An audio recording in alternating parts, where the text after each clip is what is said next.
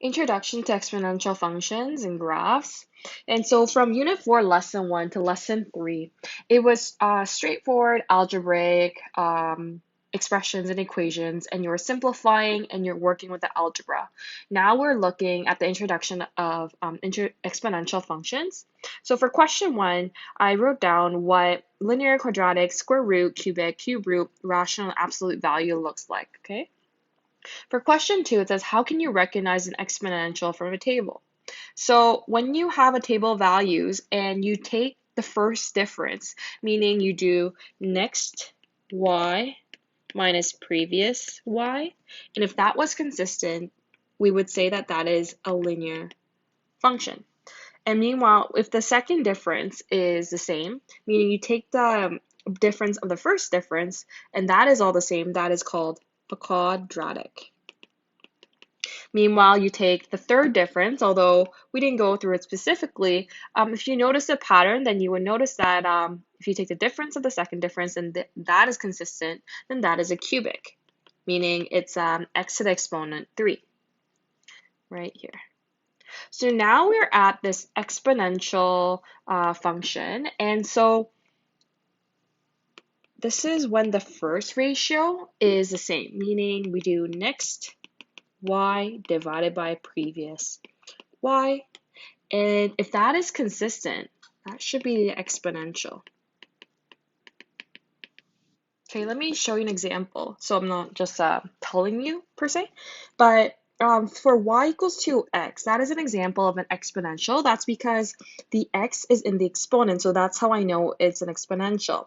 It's an exponential that is growing, and if I come up with my table of values for this example, what I did is I did 8 divided by 4, 4 divided by 2, 2 divided by 1. Notice that my first ratio is 2. I am increasing by a factor of 2, and therefore my first ratio is 2. And so now I can state that therefore this is an exponential. Why is that? It's because since first ratio is consistent. Okay, question 3a. What type of function is each of the below tables? So for 3a, I'm noticing, I'm doing a quick check that my values are all going up by 2 by consistent value. And so I'm going to go ahead and try to find the first difference. And so 17 minus 15 is 2. 15 minus 13, 2. 2, 2, 2. So then I can just say that therefore it's linear, and it's linear because the first difference is all the same. I'm going to go to question B. B, I'm going to try calculating the first difference again. And I'm going 37 minus 16 is 11, and then I get a 9, 7, 5, and 3. So although things are going up, it's not going up by the same amount. But the numbers are not jumping at a crazy by crazy amounts. So I'm going to go ahead and calculate the second difference. And when I do that, I'm getting 2, 2, 2, 2. That means I can conclude that this is in fact a quadratic because the second difference is the same. So moving on to question C. Question C, I'm noticing right away. Notice how like the numbers are jumping by a crazy amount. I'm going from 3 and eventually I'm going to 729. So I'm going to calculate the first ratio in this case to see if these numbers are consistent. So I'm getting, so if I do 729 divided by 243, I'm getting 3. And I get a 3 again. 81 divided by 27, I get a 3. 27 divided by 9, that's definitely a 3. 9 divided by 3 is 3. So that means that therefore it's an exponential growth. It's an exponential because the first ratio is the same, and it's a growth because overall my numbers are going up, right? As x is increasing, my y is increasing by a lot, and we're using this as a check. And if I look back, I'm gonna write that the horizontal asymptote is likely at y equals 0 because if I was to move down and try to predict values over here, I'm noticing that there is probably an asymptote at y equals 0, and based Just to give you a visual of what's going on, we notice that for y equals 2 to the exponent x exponential, the horizontal asymptote is at y equals 0. So as long as I don't have any vertical shifts up or down, my horizontal asymptote should also be at y equals 0 for question C. So for question D, I'm not really going to calculate the first difference or second difference because I'm noticing kind of right away that my numbers, there's a trend in them. All of my values are multiplying by half. And really that means I should find my first ratio again. And so I'm going to do 0.5 divided by 1, and I get 0.5. 1 divided by 2 is 0.5. 2 divided by 4 is 0.5. And 4 divided by 8 is 0.5. 8 divided by 16 is 0.5. And so we have a consistent trend again. And so I'm going to write that, therefore, it is an exponential, but this time I'm going to write that it's an exponential decay. Why is that? Well, overall, To look at the y values, it's going down from 16, 8, 4, 2, 1, 0.5. It's going down. The y values are going down, which means that it's an exponential decay. Meanwhile, notice that the values are getting close, but it's not quite reaching that 0. That means my horizontal asymptote is equal to y equals 0. question E, I need to, I'm not gonna, so for question E, so mentally you might be calculating the first difference and then the second difference, but if it's not making sense, you're going to try to calculate the first ratio. And in this case, if I do negative 76 divided by negative 36.3, I'm getting 2.09. Negative 36.3 divided by negative 16.1 is equal to 2.25. So you might look at that and say, okay, well, this is not an exponential. And that's what I'm going to conclude. Looks like not an exponential based on the fact that the ratio is not consistent, and we said that that has to be consistent. And keep in mind that I did have to dismiss this value because I did have to double check that my x values were jumping at the same rate for me to calculate any of the first difference, second difference, or the first ratio. So meanwhile, I'm gonna step on to question F, and this F says, it's the same table as E, just subtract 5 from each Y value. And so what does that mean? Well, I went ahead and did that, and I subtracted 5 to each of the Y values, and then now I'm going to try to calculate the first ratio at this point and see what you notice. So negative 81 divided by negative 41.3 is positive 1.96. Negative 41.3 divided by negative 21.1 is 1.96. So negative 21.1 divided by negative 10.8 is also equal to 1.96. So I needed to basically conclude the fact there was a shift in up and down and consider that into my y values before I calculated the first ratio. So what I'm going to conclude is that therefore the horizontal asymptote is y is equal to c, meaning it depends directly on my shift up or down, where my horizontal asymptote is. Just what I mean is for these two table of values and including the original, I did not have any shifts up or down. And therefore my horizontal asymptote was y equals 0 because I would just be adding 0 to this function. Meanwhile, for question F, this does have an up or down shift, and therefore depending on my shift, what my vertical shift is, that is my horizontal asymptote, and therefore y is equal to c. I must be given this for tables.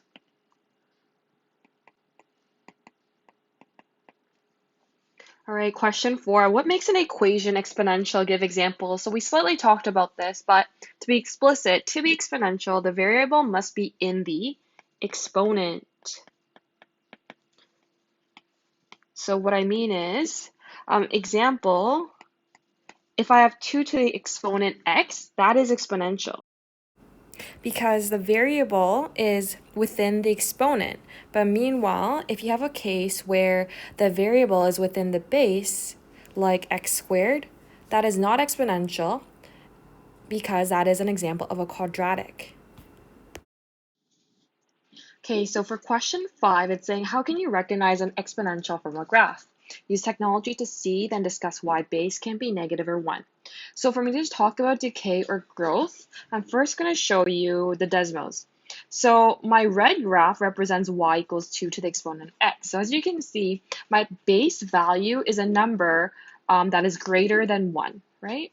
Meanwhile, I have for my blue graph 0.5. So the base is a value between 0 to 1. So as you can tell, when I have the red graph, my graph is growing. Meanwhile, for the blue graph, my graph is decreasing over time. So there's a decay over time. And so going back to this, we have for a decay graph, you're generally going down like so. And this is possible when you have b values that are between 0 and 1. Meanwhile, for the growth graph, we have a graph where it's going up, and we have b values that are larger than 1. But we notice that in both cases that the horizontal asymptote is still at y equals 0 because there hasn't been a shift up or down. So that's the first part. The second part, it is saying, why can't you have a base that is negative or 1? And so on the right, I have some examples. So what I'm going to conclude is that when you look at this red graph or the blue graph, I'm seeing straight horizontal lines. We have y equals negative 2 to the x. So although it might be tempting to say that that is a base of negative 2, it's not, because I would need to have brackets. And what's really going on is that there is brackets around just a 2 only. And so I have my purple graph, and basically I have a base of 2, and there is a reflection along the x-axis. Meanwhile, for y equals a negative 2 to the exponent x, but with brackets, you're noticing that it is not plotted because for 2 reasons. One, it's not a continuous graph. If you were to work out the table of values, that's one reason. And another reason is if you took the, try to find the y value at x equals negative 0.5, what you would be doing is taking the square root of a negative number, and so therefore this is undefined for when base is equal to negative. Infinite number of exponential graphs possible. A couple scenarios. You can't have b can't equal to 0, and that's reflected by the red graph. You just have a straight horizontal line. And when b can't equal to 1, because again, you have a horizontal line, because it doesn't matter what x values you're going to put in, you're just going to get these horizontal lines for these cases. And finally, b can't equal to negative, and it was due to the 2 reasons. It is not continuous when you do that, and you can try working out your table of values, which looked like this for me. Okay. And meanwhile, when you try to get the y value at x equals negative 0.5, it is undefined. And so based on these reasons, that's why we cannot have an exponential graph when b equals 0, 1, or when it's negative.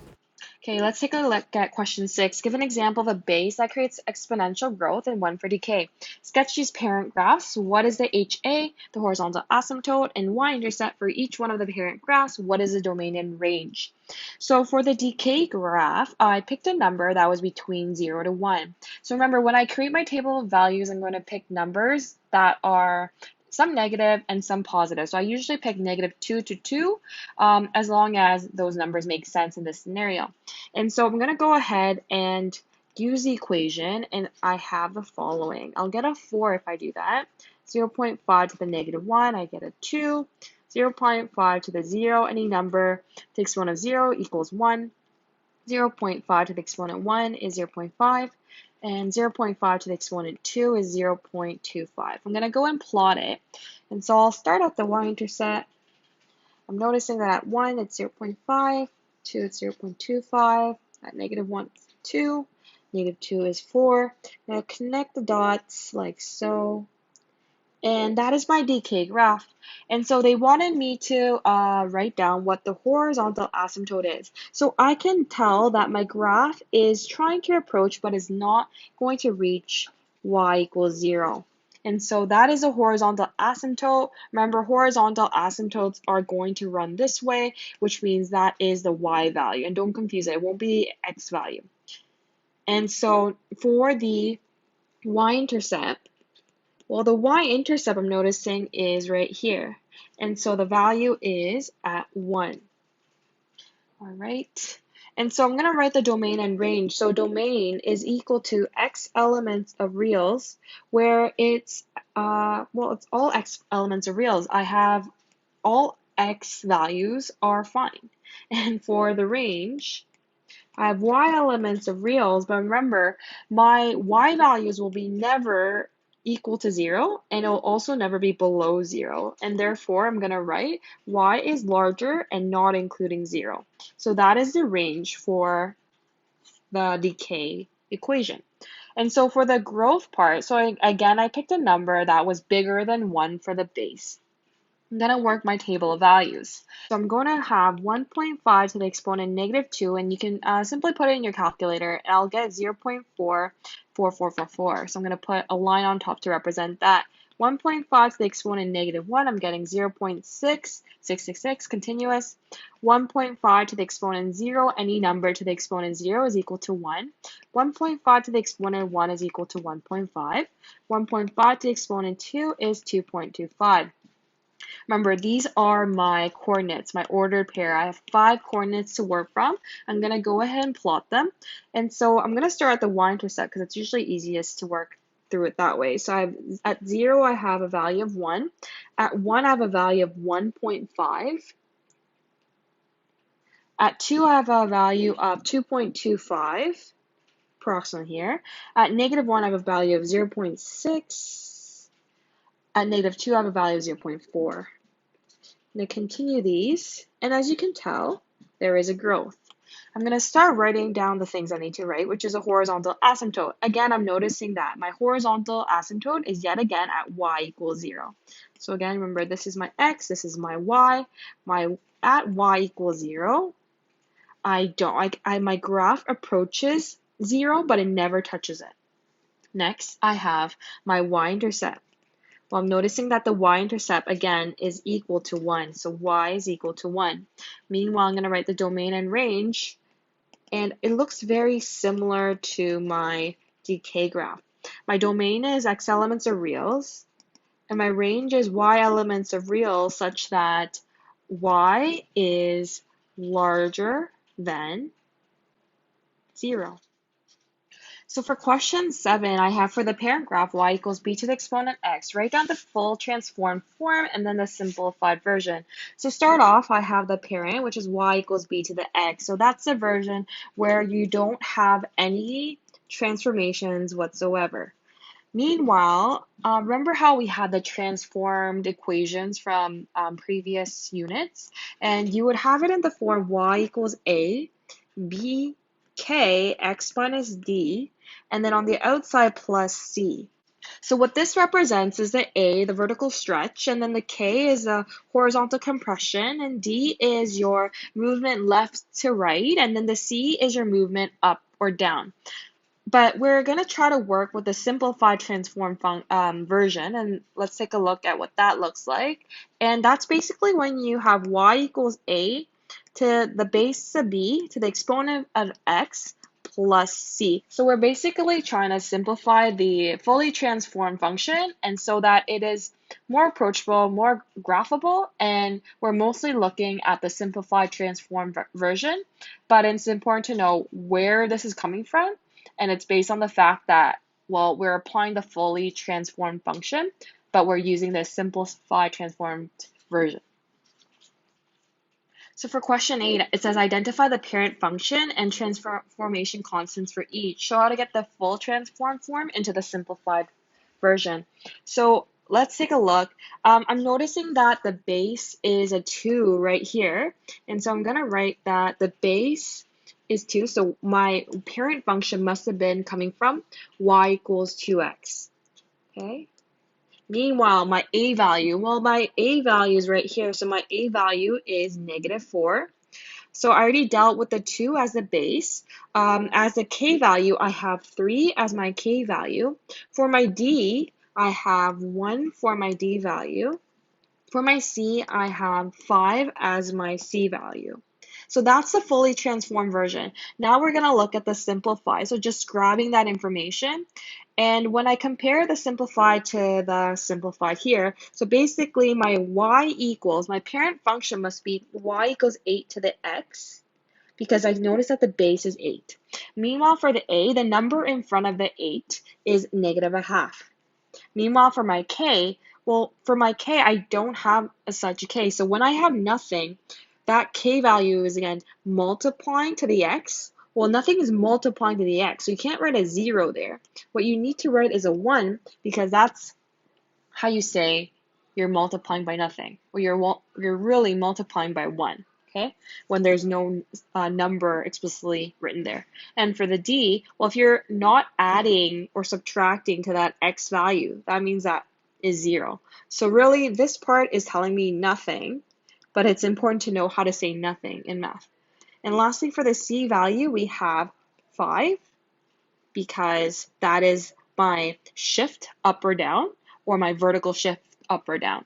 So that is how we can grab the information from the fully transformed versus a simplified. Meanwhile, how to simplify?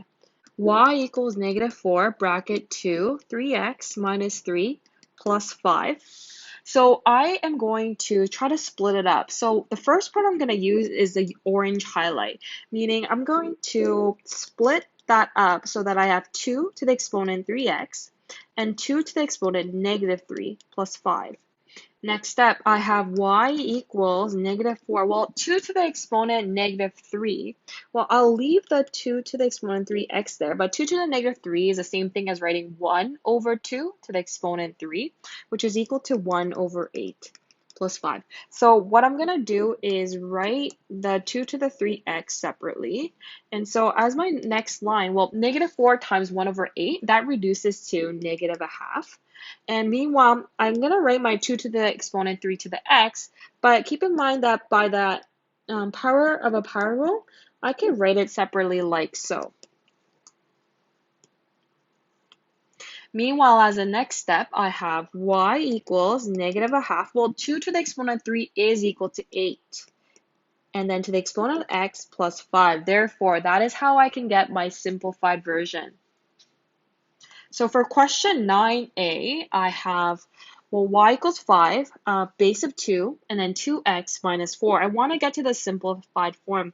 So as my first step, I'm going to write 5, 2 to the exponent 2x, but I'm going to split it so that 2 has an exponent of -4 based on the product rule. Meanwhile, as a next step, I am going to bring this to the front eventually. And so I have y equals 5. I have 2. And remember, I could use the power of a power rule to apply this. And then I have, this is my next step. I'm going to bring that 2 to the -4 to the front to combine it with the coefficient. Well, 2 to the -4 is equal to 1 over 16. And so I have 5 over 16, 4 to the exponent x. So as my rough work, 2 to the -4 does equal 1 over 16. Where my a is equal to 5 over 16 and my base is equal to 4. Question B. I have y equals 0.58. Remember, I can split that up so that I have 2 to the exponent 3 and 8 to the exponent -x over 3 minus 4. As a next step, I have y equals 0.5. Well, 8 to the exponent 2 to the 3, that can be written differently. So 8 to the exponent 2 to the 3, that is equal to, if I cube root that and then put that 2 as my numerator exponent. So cube root of 8 is 2. 2 squared is 4. And so I actually have for 8 to the exponent 2, 3, 4. And then I have Well, my 8 to the exponent negative x over 3, so we have to be really comfortable from the previous units that, well, the 3, you're going to have 3 root of 8 to the negative exponent x. And then I'm going to have, well, cube root of 8 is 2 to the exponent negative x. And based on how I deal with negative exponents, I'm going to bring that to the numerator, and I have an exponent of x. Therefore, this part is equal to 1 over 2 x minus 4. Y is equal to 2 half to the exponent x minus 4, where my a value is equal to 2, my b is equal to 0 0.5 or a half, and my c is equal to negative 4. So for question 10, it says, for the simplified version, explain what the constants will mean in terms of the graph. So recall for the parent graph where we have y equals b to the exponent x, we always notice that the horizontal asymptote occurs at y equals 0. That's because there were no shifts up or down, right? There was no c value that affected our movement of our horizontal asymptote. Meanwhile, for the y-intercept, the y-intercept will occur at 0, 1 under two conditions. One is that a will have to equal 1, which is a given, and meanwhile, horizontal asymptote will remain at y equals 0. So when those two conditions are met, the y-intercept will be at 0, 1. Now moving on to the simplified example. So for the simplified, first thing that I need to write down is that for my horizontal asymptote, the horizontal asymptote is going to occur at y equals c. Why is that? Well, depending on my shift, vertical shift up or down, that is where my horizontal asymptote is, and this is always true. Meanwhile, the part that's not as obvious is this part right here, which says that the A is the distance from the y-intercept to the horizontal asymptote. But as a little teaser, recall our parent graph. The distance from my horizontal asymptote, which was always at y equals 0, to my y-intercept was 1 for my parent function. Well, that's because there's an invisible 1 here that is being multiplied to my decay function. Same thing here. Distance between my horizontal asymptote of y equals 0 and to my y-intercept is a 1, and again, this is being multiplied to 1. Okay, so that's why it still makes sense for the parent functions, but let's take a look at other simplified transformed functions.